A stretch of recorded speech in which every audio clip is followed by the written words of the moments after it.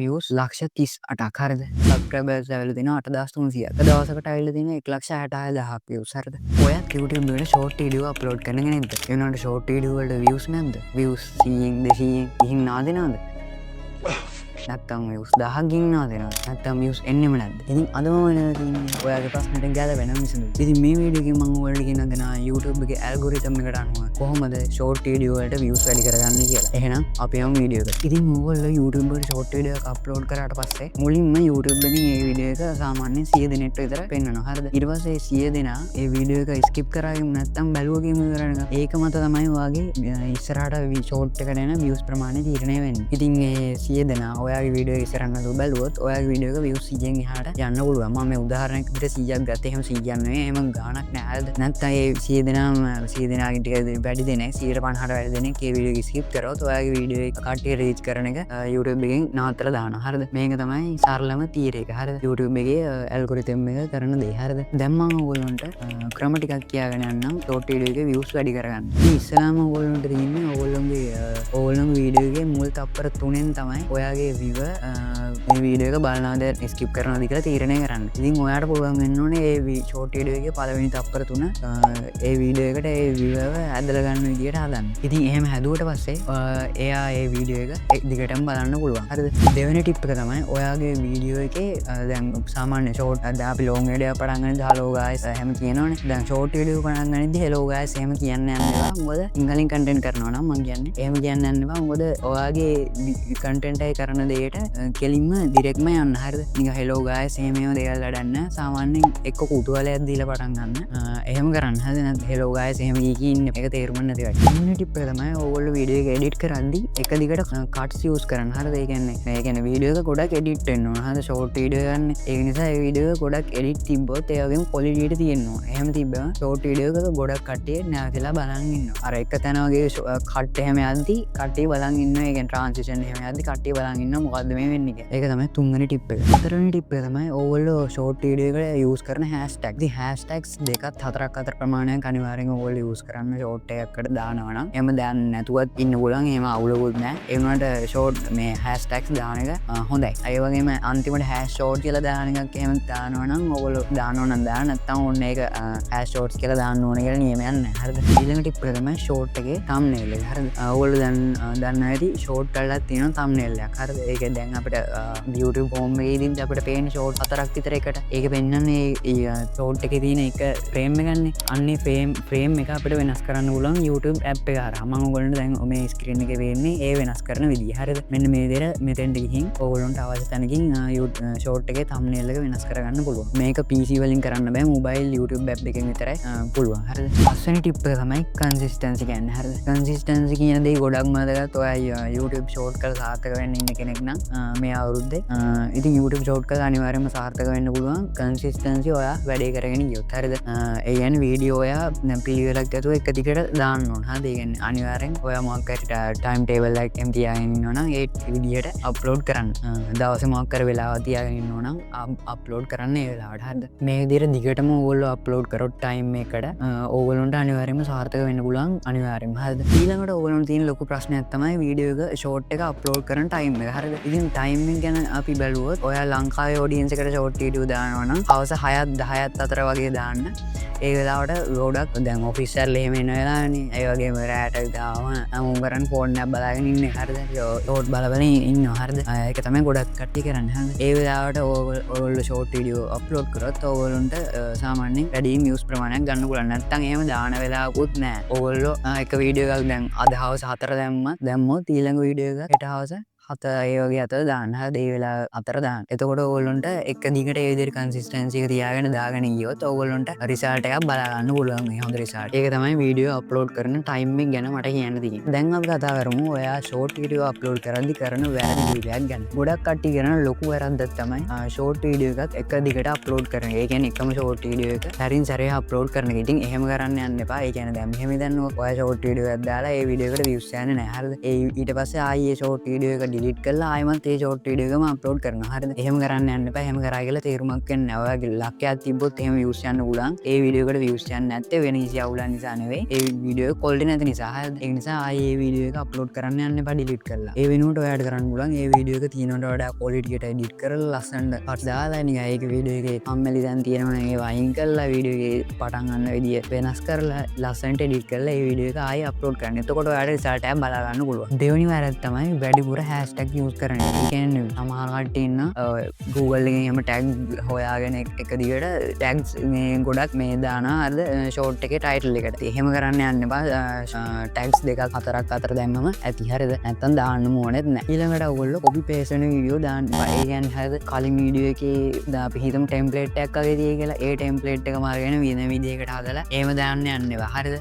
ඒ වගේ copy paste වෙන video දාන්න යන්න එපා. හරිද? ඊළඟට මට ඔයගොල්ලන්ට කියන්න තියෙන්නේ quality නැති වීඩියෝ හදන්න එපා. හරිද? ඒ කියන්නේ නිකන් ඔහේ රෙකෝඩ් කරලා එහෙම කරන්න යන්න එපා. මොකද එහෙම කරොත් ඔයාට කවදාවත් views ගන්න හම්බෙන්නේ නැහැ short video වලට. හරිද? පිටරට audience එකට වගේ කරනවා නම් ඒගොල්ලෝ ගොඩක් බලාපොරොත්තු වෙන්නේ quality content. හරිද? ඒ නිසා එහෙම ගොබ්බ වීඩියෝ දාන්න යන්න එපා. ඔයාට එහෙම ලොකු කැමරා කියලා ඕනේ මේ normal phone එකක් තිබ්බම ඔයාට හොඳ edit එකක් ගහගෙන එහෙම වීඩියෝ කරන්න පුළුවන්. හරිද? එහෙම ප්‍රශ්නයක් නැහැ. මමත් මේ මහලුවට මේ ෂෝට් කරලා මේ view ගත් එක්කෙනෙක් නෙවෙයි. හරිද? මෙහෙම කිව්වට මගෙත් වැරදි තිබ්බා. දැන් ඒ මං හදාගෙන channel එක කරගෙන යනවා. හරිද? මේ ටික තමයි ෂෝට් වීඩියෝ දාද්දි ගොඩක් කට්ටිය කරන ලොකුම වැරදි ටික. ඉතින් මේ වැරදි කරන අයත් මේ වැරදි ටික හදාගන්න. දැන් මම ඕගොල්ලන්ට පෙන්නන්නම් මගේ ෂෝට් channel එක. මේ ෂෝට් channel එකත් ලොකුම දැනග නැහැ. හරිද? සාමාන්‍ය මට්ටමක තියෙන ෂෝට් channel එකක්. මම ඒකට දැන් මේ ගොඩ දවසකින් වීඩියෝ දැම්මෙත් නැහැ. මම ඕගොල්ලන්ට පෙන්නන්නම් මේකේ analytics මොන වගේද කියලා. ඉතින් මේ තමයි මගේ YouTube channel. මේකේ ඕගොල්ලන්ට පේන්නේ නැති subscribe තියෙනවා 11504ක්. හරිද?